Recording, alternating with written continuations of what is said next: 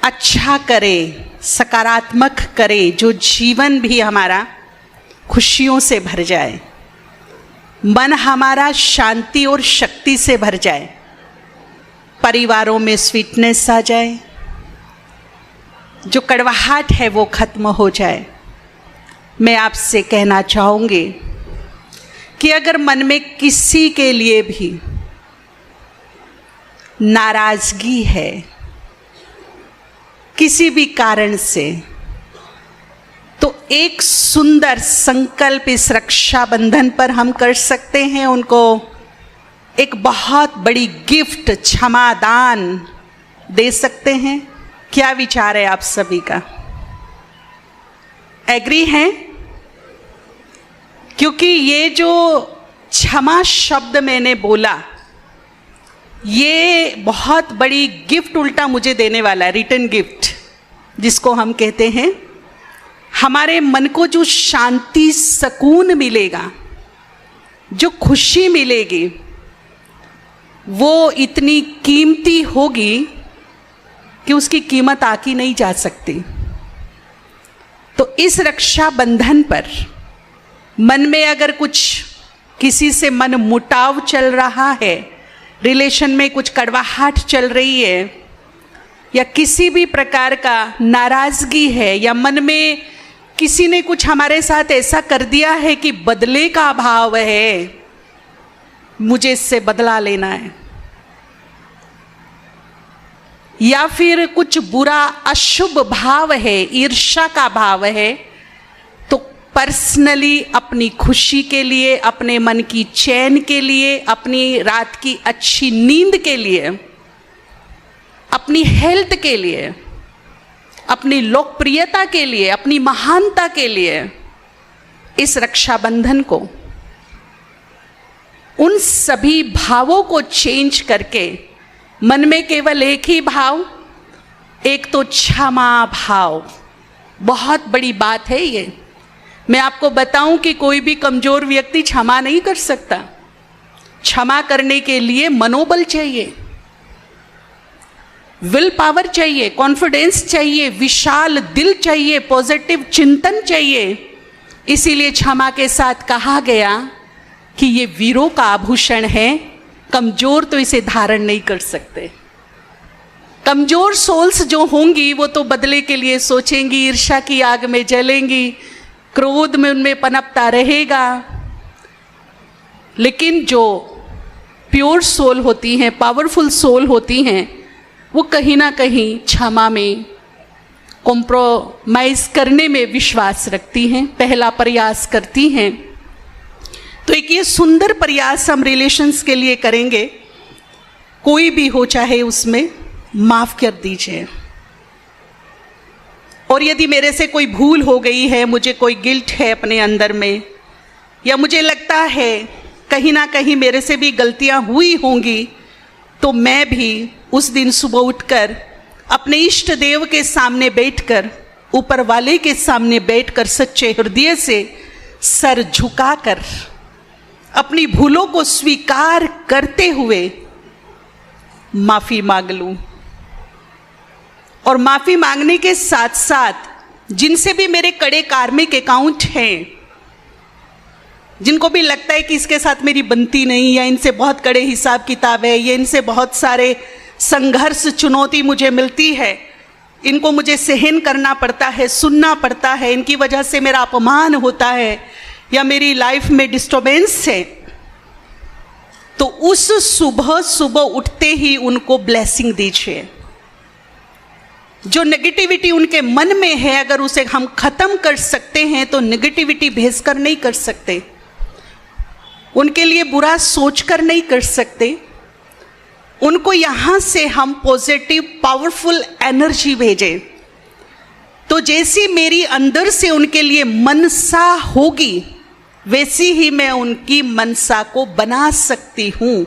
अगर मेरी मनसा में उनके लिए गुस्सा है, क्रोध है, नफरत है, ईर्ष्या है, नीचा दिखाने की भावना है, तो मेरे मन के वाइब्रेशन, मेरे मन की एनर्जी उनकी मनसा को बिगाड़ देगी और ज़्यादा। जितना मैं सोच रही हूं ना, उससे कहीं ज्यादा वो मेरे लिए प्लानिंग करेंगे फिर।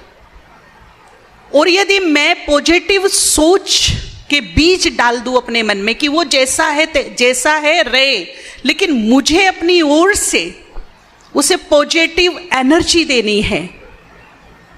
भगवान इसका भला करे, इसे सद्विवेक सद्बुद्धि प्राप्त हो, सदमार्ग पर चलने की इसमें शक्ति आए, ये खुश रहे, सुखी रहे।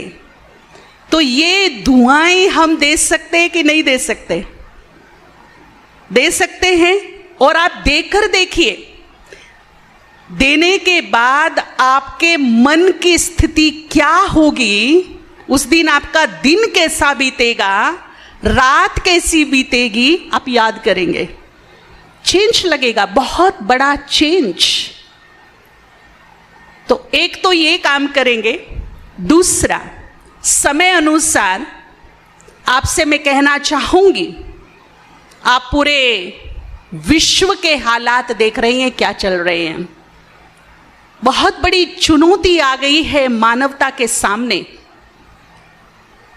क्या क्या हो रहा है, किस कदर हम सुनते थे बचपन में, राक्षस ऐसे होते थे, ऐसे करते थे, परंतु उनकी जो कहानियां सुनी उससे कहीं बढ़कर अब देख रहे हैं कैसे कैसे हालात, कितना निर्दयी हो गया है मनुष्य। प्रकृति आउट कंट्रोल जाकर के काम कर रही है। कहीं सूखा, कहीं अकाल। आजकल मैं सुन रही थी राजस्थान में जो जैसलमेर का एरिया है, जहां रेगिस्तान बहुत ज्यादा, वहां बाढ़ आ गई है। अब सोचिए, जहां रेत थे वहां बाढ़ आ गई है। और वहां के कुछ लोग बता रहे थे, जहां बादल फटने का प्रोग्राम हुआ, कि ऐसा नहीं कि बरसात हुई और बादल फटा, बादल नहीं फटा, धरती फटी। और धरती से ऐसा पानी निकला कि वो डुबोती हुई चली गई। ऐसा हो रहा है। हमने सुना था बचपन में कि जब इस धरती पर पाप बढ़ेगा तो धरती फट जाएगी। आप पाप की चरम सीमा देख सकते हैं। अभी इससे ज्यादा पाप नहीं हो सकता। आज तो रावण सवाल कर रहा है, भाई हम रावण को चलाते हैं ना हर साल, आज तो उसने क्वेश्चन मार्क लगा दिए। वो पूछता है हमसे कि मुझे हर साल जलाते हो, भले जलाइए, शौक से जलाइए, खूब जलाइए, पर जलाने वालों ये तो बता दो तुम्हारे में राम कौन है, ये तो बताइए ना। क्योंकि जलाने का अधिकार तो राम को था ना। क्या हमारी विचार, हमारा सोच, हमारा व्यवहार, हमारा कर्म राम जैसा है? वो तो आज कहता है मैंने तो एक सीता का अपहरण करके अशोक वाटिका में सुरक्षित रखा था, उसकी मर्जी के खिलाफ हाथ तक नहीं लगाया था, उसको टच नहीं किया था। पर ऐसी कलयुग की कल्पना तो रावण ने भी नहीं की थी कि ऐसा कलयुग आएगा। यहां तो 5 साल की बच्ची को नहीं देखते, 90 साल की वृद्धा को नहीं देखते, तो ये रावण खुले क्यों घूम रहे हैं? और जब जब इस सृष्टि पर, नारी जाति पर हाथ डाला गया है, तब तब महाविनाश हुआ है, महाभारत हुआ है। आज हम क्या देख रहे हैं और कहां पहुंच गए हैं, और समय हमसे क्या कहना चाहता है? हद तो तब हो गई। कलयुग के अंत की मैं कहानी सुना रही हूं आपको।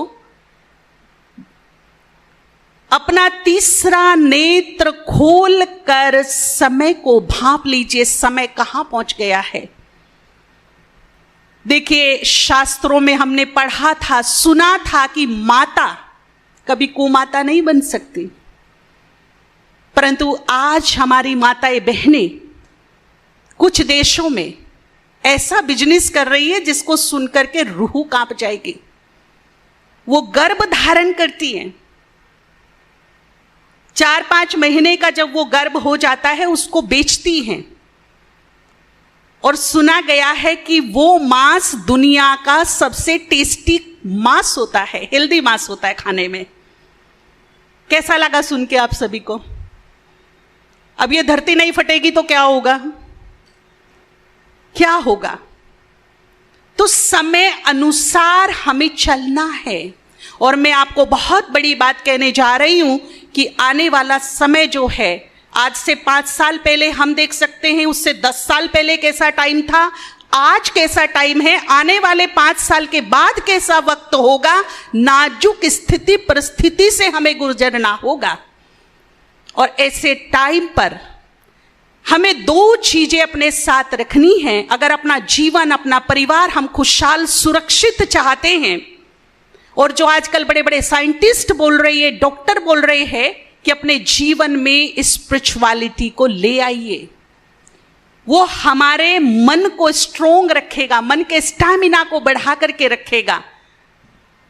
तो वो 2 चीजें हैं जिनकी बहुत डिमांड हमने देखी कोविड काल में, बहुत डिमांड थी।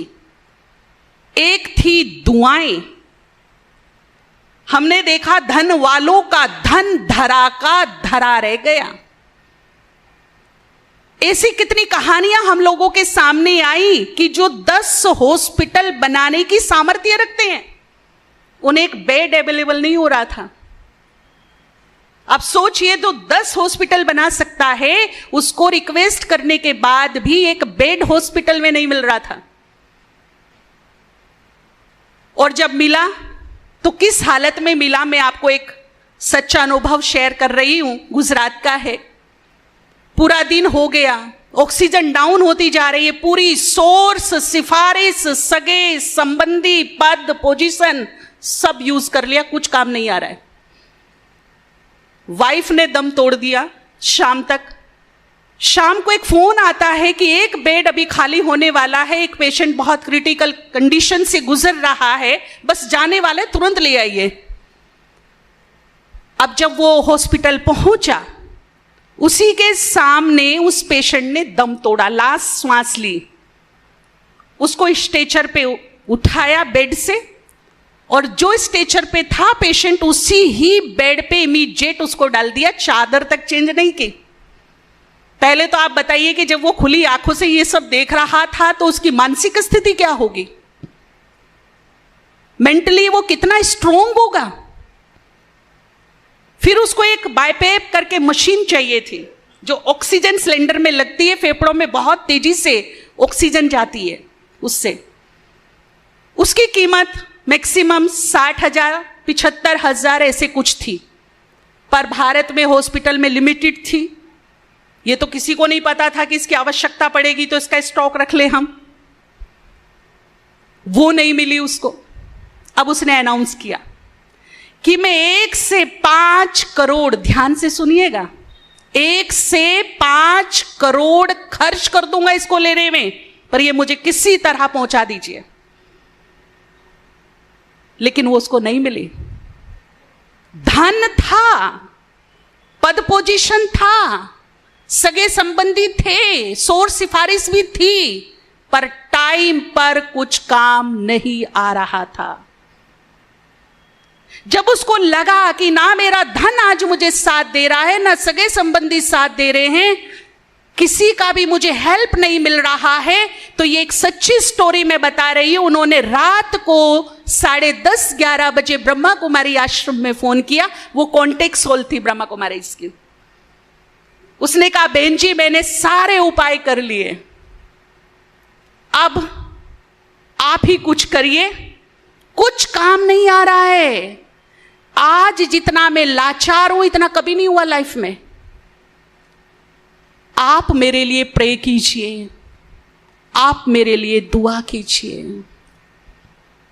जब सब हार मान गए, जब सबने हाथ खड़े करे, कुछ काम नहीं आया, जो उसका था वो काम नहीं आया, तब उसे किस चीज की डिमांड पड़ी, किस चीज पर उसका फेथ बना था, क्या बचा सकता है मुझे, बोलिए। अब हम बात करते हैं आपस में, किस चीज की जरूरत थी बताइए जी? दुआओं की आवश्यकता थी। और ये हमने देखा, हम समाधान टीम से जुड़े हुए हैं, उस समय हमारे पास सबसे ज्यादा जो मेल, मैसेज, फोन आ रहे थे, वो दुआओं के और भगवान को प्रे के आ रहे थे। कोई ये नहीं कह रहा था हमें धन दे दो, हमें बेड दिलवा दो, हमें ऑक्सीजन दिलवा दो, ये कोई नहीं बोल रहा था। हमारे लिए, हमारों के लिए दुआ करो। अच्छा, हम ही क्यों करें? आप भगवान के नजदीक हो, त्यागी हो, तपस्वी हो, बाल ब्रह्मचारी हो, आपकी सुन लेगा, सुन लेगा आपकी। ठीक है, अब मैं आपसे पूछती हूं, हम तो दुआ करते हैं भाई, हर रोज 4 बजे हमारी दिनचर्या शुरू होती है और दुआओं से शुरू होती है। पूरे विश्व के लिए, पूरे परिवार के लिए, पूरे भारत के लिए हम दुआ करते हैं, तहा दिल से, अंतर मन से दुआ करते हैं। परंतु सवाल यह पैदा होता है कि जितना पावरफुल डोनर है उतना पावरफुल रिसीवर भी है क्या? अभी मैं आपको कोई 50 किलो का वजन आपके हाथ में देना चाहूं तो आप थाम सकते हैं उसको? मैं तो देना चाहती हूं 50 केजी, बहुत अच्छा आपको गिफ्ट देना चाहती हूं, पर आपके हाथ में ताकत तो होनी चाहिए ना उसको लेने के लिए। अगर मेरे मन में वैर भाव है, नाराजगी है, बुरा भाव है, अशुभ भाव है, ईर्ष्या का भाव है, तो मैं कितनी भी आपको दुआ दूं आपको लगेगी नहीं, क्योंकि 2 अपोजिट एक टाइम में एक साथ इकट्ठे नहीं रहते हैं। अभी प्रकाश है तो इसका अपोजिट क्या नहीं है? अंधकार नहीं है। जहां शुभ भाव होगा वहां दुआएं टिक जाएंगी, फल दे जाएंगी, अंकुरित हो जाएंगी। लेकिन अगर भाव ही अशुभ है, भाव ही नेगेटिव है, तो मैं इधर से कितना भी पॉजिटिव दूं वो उसको क्या कर देगा? दोनों एक साथ तो इकट्ठे नहीं रह सकते एक जगह। इसीलिए अगर देने वाला दे रहा है तो लेने वालों को पात्र बनना चाहिए, उसे भी तो थोड़ी मेहनत करनी चाहिए ना लेने की। मानते हो इस बात को? तो क्या चेंज करना है आज? क्यों कहा मैंने आते ही कि चेंज करिए? दुआएं भरपूर मिल रही है, रहमत बरस रही है उसकी दिन रात, पर ये पात्र को ठीक कर लीजिए। ये पात्र यहां से ठीक होगा तो मुझे लगेगा कि दुआएं फल भी रही हैं, मिल भी रही हैं। तो जितना मुझे दुआएं लेने का रहता है ना, उतना ही एक काम ये करना है कि दुआएं देनी भी है। सबसे पहला क्षमा। अगर बात कोई कानूनी तौर पर चल रही है तो हमारे देश के जो कानून है, नियम है, वो अपना काम करे। लेकिन अगर व्यक्तिगत कोई मेरे से पूछे तो मैं अपने मन में केवल क्षमा और शुभ भावना रखूं सबके लिए, तो सुधार हो सकता है। नेगेटिव को नेगेटिव देने से कभी सुधार ना तो हुआ है ना होगा आज तक। ठीक है ना? यहां ब्रह्मा कुमारी ईश्वरीय विश्वविद्यालय में जो राजयोग सिखाया जाता है उसमें सबसे पहले हमारे मन की सोच को बदला जाता है। अपने मन की सोच बदल दीजिए। जैसे ही मेरे मन की सोच बदलेगी तो सिचुएशन अपने आप बदल जाएगी। अगर मेरे मन की सोच नेगेटिव रहेगी तो सिचुएशन एक के बाद एक समस्या लाती रहेगी। इसीलिए मन को ठीक करना बहुत जरूरी है। तो दुआएं दिल खोल कर दीजिए। परिवार को भी, जिसको आप देखते हो, जहां आप रहते हो, जहां आप काम करते हो, जो भी ना आंखों से आपको दिखता है, मन ही मन, 1 सेकंड से भी कम टाइम लगता है, पर दुनिया की वो कीमत है, वो पूंजी है, ये तब काम आती है जब संसार की कोई भी शक्ति, वैभव, व्यक्ति काम नहीं आता, तब ये हमारा सुरक्षा कवच बन जाती है। तो दीजिए दिल खोलकर, सभी को दुआ दीजिए, छोटे बड़े, गरीब अमीर, अपने पराए, सबको दुआएं दीजिए। तो ये काम हम आज से ही कर सकते हैं क्या? दुआएं देने का मन ही मन तुम सुखी रहो, खुश रहो। कोई रास्ते में चलता हुआ मिल रहा है ना आपको, ये जिस काम के लिए जा रहा है इसका वो शुभ काम बन जाए। लेकिन शुभ जरूर लगा दीजिए। हाँ, अगर वो गलत काम के लिए जा रहा हूं और इधर से मैं उसको पॉजिटिव एनर्जी दे दूं, तो शुभ काम के लिए जा रहा है तो बन जाए, है ना? बिगड़ी बन जाए, सुखी रहे, निरोग रहे, स्वस्थ रहे, ये दुआएं देते चलिए आप। दूसरा, भगवान को अपना गुड फ्रेंड बना लीजिए। ये टाइम की डिमांड है। आप जिसको भी मानते हो, केवल भगवान नहीं, वो मेरा फ्रेंड है, सखा है, साथी है, मेरे साथ है, मुझे हर पल साथ दे रहा है। इन विचारों में रहिए। अपने दिल की हर बात आप उससे कर सकते हो, वो इतना विश्वासी दोस्त है। यहां के दोस्तों पे हम विश्वास कर भी सकते हैं और नहीं भी, उनको कहना पड़ता है किसी को बताना मत, बहुत सीक्रेट बात है, प्राइवेसी रखना थोड़ा, बोलते हैं ना, उसको बोलने की जरूरत नहीं पड़ेगी, दिल खोलिए अपना। हमारे डॉक्टर सतीश गुप्ता जी हैं जो विदाउट मेडिसिन, विदाउट ऑपरेशन, जो हार्ट के ब्लॉकेज होते हैं उसको खोलते हैं मेडिटेशन से। तो वो एक बात कहते हैं कि अपना दिल खोलो, कोई एक हमराज ऐसा बना के रखो अपने पास जिसके सामने तुम दिल खोल सको। अगर तुम दिल नहीं खोलोगे तो औजारों से खोलना पड़ेगा। इसीलिए भगवान से बढ़िया गुड फ्रेंड कोई हो ही नहीं सकता। उसे ऐसा दोस्त बनाओ, कुछ भी अच्छी बुरी बढ़िया खराब जैसी भी बात है मैं उससे दिल खोल के कर सकूं, ऐसी दोस्ती कीजिए उसके साथ, और इस विश्वास के साथ कि वो मेरी हर बात को बड़े ध्यान से, बड़े सम्मान से सुनता है। उधर प्रॉब्लम नहीं है, प्रॉब्लम इधर है, मैं उसको सुनाती ही नहीं, और जब मैं उसको सुनाती ही नहीं तो सुनवाई कहां से होगी। इसीलिए आदत डालिए, सोने से पहले उसके नाम या तो लेटर लिख दीजिए, भगवान के नाम लेटर, अपने मन दिल की जो भी बातें लिख डालो उसमें, सारा बोझ खाली करो रात को सोने से पहले, या फिर अपने दिल का जो भी हाल चाल है उससे शेयर कीजिए कि वो सुन रहा है, और फिर फील कीजिए कि उसका वरदानी दुआओं वाला, ब्लेसिंग वाला हाथ मेरे सिर पर है। फील करके सो जाइए। कभी ना कभी तो भगवान ने सर पे हाथ रखा था, इसीलिए कहावत है दुनिया में कि जिसके सर पे भगवान का हाथ होता है उसका क्या नहीं हो सकता, क्या नहीं हो सकता, उसका बाल बाका नहीं हो सकता। कहावत यूं ही नहीं बन गई, कभी तो उसने अपना हाथ रखा होगा ना। हाथ तो अभी भी है उसके पास, बस इतना सा करना है, अपना सर उसके पास ले जाना है, रख दो। रखवा सकते हैं कि नहीं? और उस हाथ के स्पर्श को आप फील कीजिए। आप सोचिए, अगर सुप्रीम पावर भगवान, उसका हाथ यदि मेरे सिर पर आएगा तो उसका टच, उसका वाइब्रेशन, उसकी एनर्जी, उसका स्पर्श कैसा होगा, वो फील कीजिए। और ये हाथ हमारा और हमारे परिवार का सबसे बड़ा सुरक्षा कवच बन जाएगा। आदत डालिए इसकी, और फिर रिजल्ट देखिए क्या मिलता है रिजल्ट। ठीक है, तो ये दो चीजों की सख्त आवश्यकता है, एक दुआएं देना, दुआएं लेना, और एक भगवान को अपनी लाइफ में लाना, ऐड करना।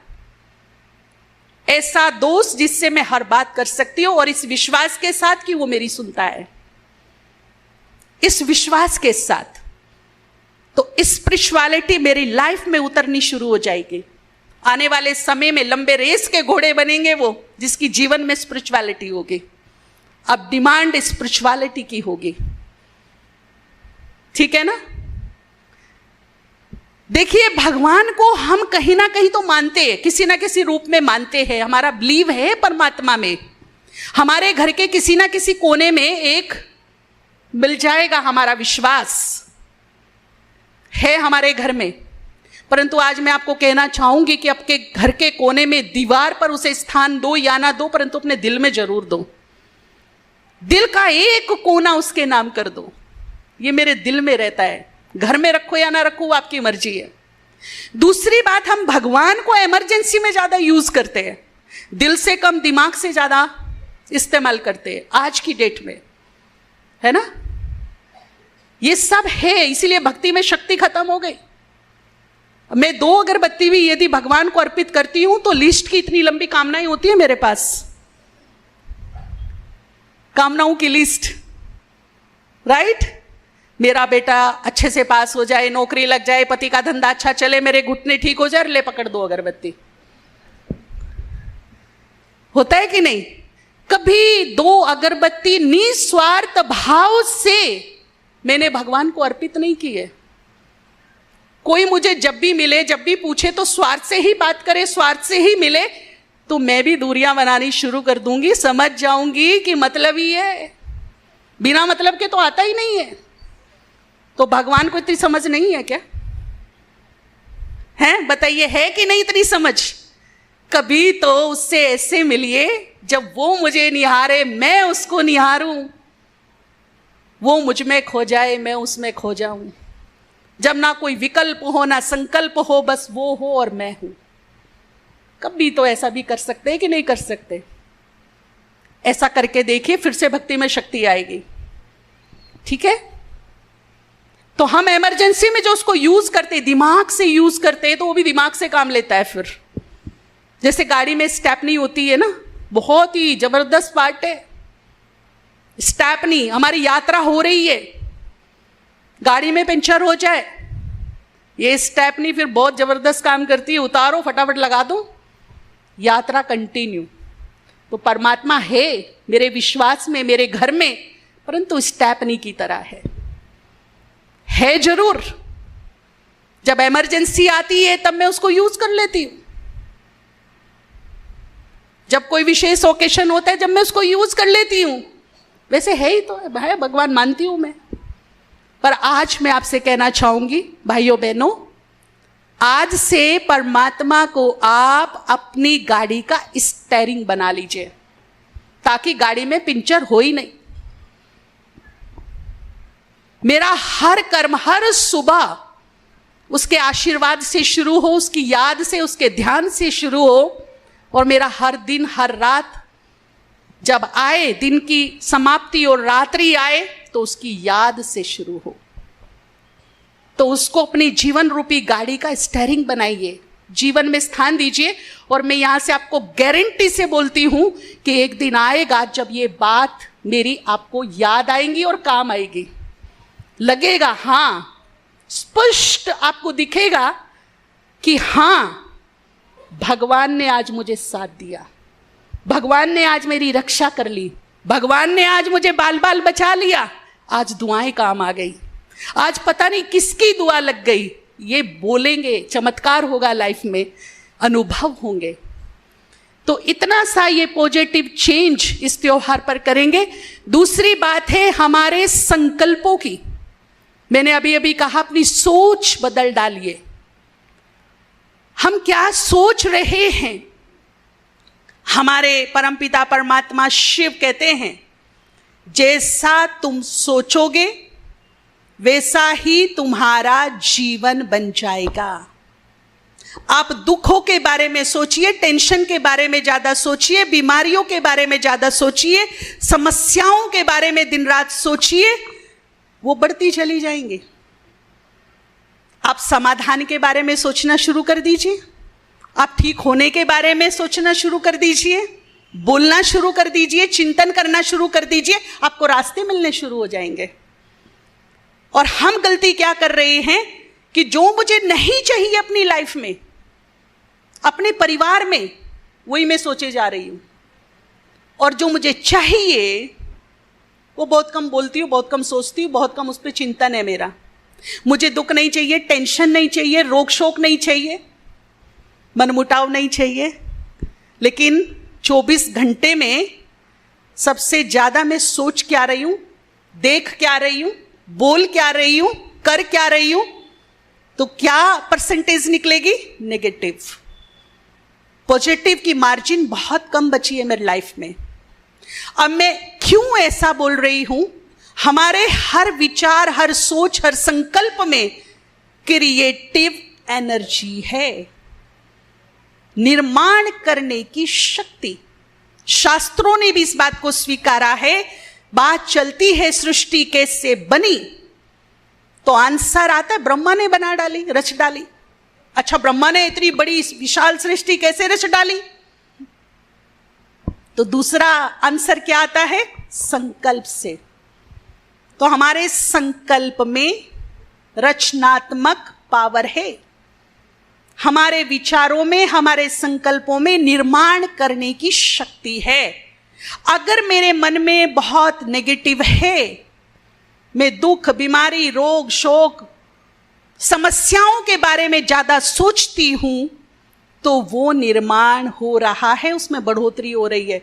अब आपके मन में दूसरा प्रश्न ये उठेगा, अच्छा जी हम बीमार हैं, सोचे भी नहीं, बताए भी नहीं, परंतु किस तरह से हम बता रहे। मान लीजिए माताएं बहनें हैं या कोई भी, शुगर किसी को हो गया, हाई बीपी हो गया, घुटने दर्द, कमर दर्द हो गए और डॉक्टर ने कहा इसका कोई इलाज नहीं हो सकता, तो ये हमने अपना माइंड सेट रेडी कर लिया, इसका इलाज नहीं हो सकता, मुझे जितनी जिंदगी जीनी है ऐसे ही जीनी है ना, माइंड सेट बना लिया। और जैसा मेरा माइंड सेट बन गया वैसा ही तथास्तु हो गया, रहो तुम ऐसे ही। अब तो नेगेटिव चीजों को मैं अपने दिमाग में स्थान ना दूं, चाहे डॉक्टर कुछ भी बोले।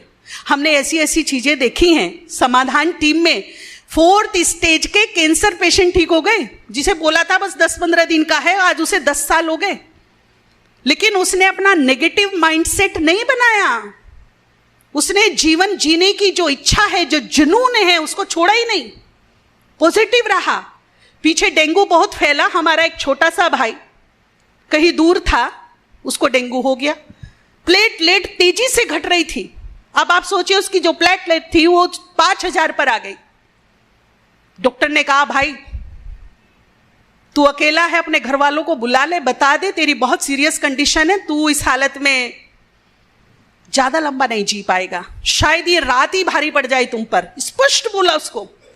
और वो 25 साल का हमारा कुमार भाई, उसने डॉक्टर को चैलेंज कर दिया, मैं बचूंगा, 100% बचूंगा, तुम देख लेना।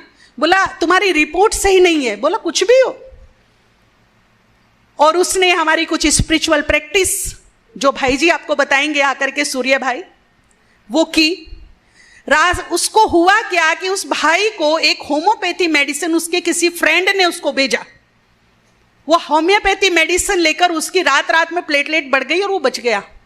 जब हम होपफुल्ली सोचते हैं, अच्छा सोचते हैं, क्रिटिकल कंडीशन में भी जब हमारा मनोबल डाउन नहीं होता और पॉजिटिव बने रहते हैं तो रिजल्ट चमत्कारिक मिलते हैं, ये पक्का है।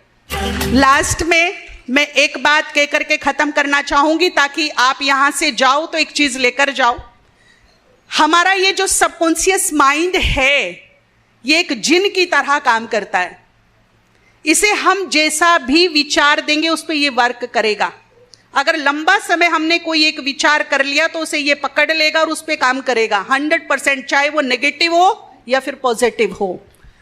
तो आप समझिए कि ये जिन मेरे पीछे खड़ा है और मेरे से बोल रहा है कि बोलो तुम्हें तुम्हारा जीवन कैसा चाहिए। तुम्हारी सोच जैसी होगी वैसा ही जिन उस पर काम कर देगा। तो अभी मैं आपको कुछ चीजें बताऊंगी जो आपको चाहिए, उसके लिए आप सर पे हाथ रख के बोलिए तथास्तु। जो चाहिए उसके लिए क्या बोलेंगे? क्या बोलेंगे? और जो नहीं चाहिए उसके लिए क्या बोलेंगे? जो मुझे अपने लाइफ में नहीं चाहिए उसके लिए मैं क्या बोलूंगी? Cancel, cancel, cancel. उसको मैं ऐसे कैंसिल करूंगी जैसे कोई ऑर्डर बड़े विश्वास के साथ मैं कैंसिल कर रही हूं। नहीं चाहिए, नहीं चाहिए, नहीं चाहिए, तो उसको कैसे बोलेंगे? Cancel, cancel, cancel. तो मुझे क्या सोचना है, क्या नहीं सोचना है, किस पर फोकस करना है, किस पे नहीं करना है, ये समझ में आ जाएगा। जो चाहिए उसके लिए आप अपना राइट हैंड उठाएंगे, सर पे रखेंगे और बोलेंगे तथास्तु। जो नहीं चाहिए उंगली उठाएंगे और बोलेंगे कैंसिल, कैंसिल, कैंसिल। अब कैंसिल वाले को तथास्तु मत कर देना, क्योंकि जिन पीछे खड़ा है वो नहीं समझ रहा है कि आपके लिए अच्छा क्या बुरा क्या, उसे तो करना है बस। ये सबकॉन्शियस माइंड है हमारा। तो अभी अपना राइट हैंड उठाइए, सर पे रखिए, अब ध्यान से सुनिए मैं क्या बोल रही हूं। सुख, सर पे हाथ ऊपर करके नीचे रखिए, तथास्तु। किसको सुख चाहिए तो तथास्तु करिए, है ना। जो चाहिए उसके लिए तथास्तु, जो अपने परिवार के लिए, अपने लिए नहीं चाहिए उसके लिए क्या करेंगे? कैंसिल। ठीक है। सुख, शांति, समृद्धि, खुशहाली, प्रेम, झगड़े। हाँ, लेकिन अभी तक भी सर पे हाथ रखे हुए हैं कुछ लोगों ने। ठीक है ना। पुनः फिर से एक बार प्रैक्टिस करिए। जिन पीछे खड़ा है कैंसिल सोच समझकर, तथास्तु सोच समझकर, है ना। फिर से सिर पर हाथ रखिए। सुख, शांति, खुशहाली, प्यार, शक्ति, कमजोरी। वेरी गुड, बहुत अच्छा रिजल्ट रहा। एक बार फिर से 3 बार हम ये प्रैक्टिस करेंगे, ध्यान से सुनिएगा। करें करें, सिर पे हाथ रखिए, करें। Negativity, very good. अभी लेकिन 3-4 लोगों के सर पे हाथ है, नहीं चाहिए। अच्छा, अभी एक बात और बोली थी कि उसका वर्णन नहीं कीजिए। मान लीजिए घुटनों में दर्द है, रात को सोए हाय मेरे घुटने, सुबह उठे आए हाय मेरे घुटने, फिर पति देव सामने आए मेरे घुटने, फिर बेटा आया गुड मॉर्निंग करने, भाई मेरे घुटने, फिर सहेली सखी का किसी परिवार का फोन आया, कैसी चल रही? बस चल रही है, कट रही है, बस ये मेरे घुटने जान लेके रहेंगे, है ना। फिर शाम को पति देव बेटा जी घर पे आए। एक तो होता है वास्तव में, लेकिन एक एक्स्ट्रा अटेंशन पाने के लिए हमको ज्यादा ही नाज नखरे कर बैठते हैं, और जो मुझे नहीं चाहिए वो बुला लेते हैं, आजा आजा, तथास्तु करते हैं उसको, है ना। मेरे घुटने मेरे घुटने मेरे घुटने, तो उधर जिन कड़ा कहते हैं तथास्तु, तू घुटनों के साथ ऐसे ही रहे, है ना। तो मुझे बोलना है तो कैसे बोलना है, बताना है, पर प्रसाद की तरह अपनी समस्याओं को, बीमारियों को, प्रॉब्लम्स को बांटना नहीं है कि जो भी आया उसे प्रसाद दे दिया।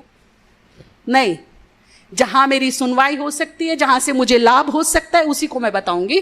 बाकी पेट में समा के रखिए, उसको ज्यादा प्रचार मत कीजिए। और मेरा बताने का ढंग होपफुल्ली होना चाहिए, ना कि होपलेस।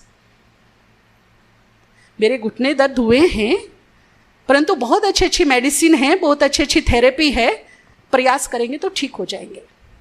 अब बताइए, ठीक होने पर अटेंशन है या बीमार होने पर अटेंशन है? बुखार हुआ है, पर आपके जादुई हाथ से एक गिलास और पानी और पैरासीटामोल की एक गोली मिल जाए तो झटपट झटपट क्या हो जाएगा? अब बताइए, होपफुल्ली कि होपलेस? तो मुझे बात करने का ढंग कैसा चाहिए? होपफुल्ली। ब्रह्मांड को, यूनिवर्स को फाइनल एनर्जी वो देनी है जो मुझे चाहिए। मुझे बीमारी नहीं चाहिए तो एनर्जी बीमारी वाली नहीं देनी है। समस्या आई है, हाँ आई है लाइफ में, पर भगवान के साथ से, आपकी दुआओं से मैं इस समस्या से बहुत जल्दी पार हो जाऊंगा। तो मेरा ये एटीट्यूड होना चाहिए, लाइफ स्टाइल आशावादी होना चाहिए, ना कि निराशा वाला। आप सभी सुखी, स्वस्थ, निरोग, खुशहाल रहें, सदा हंसते मुस्कुराते रहें, आपका परिवार आबाद रहे, यही हमारी दुआएं हैं। बहुत बहुत धन्यवाद, शुक्रिया। ओम शांति। ओम शांति।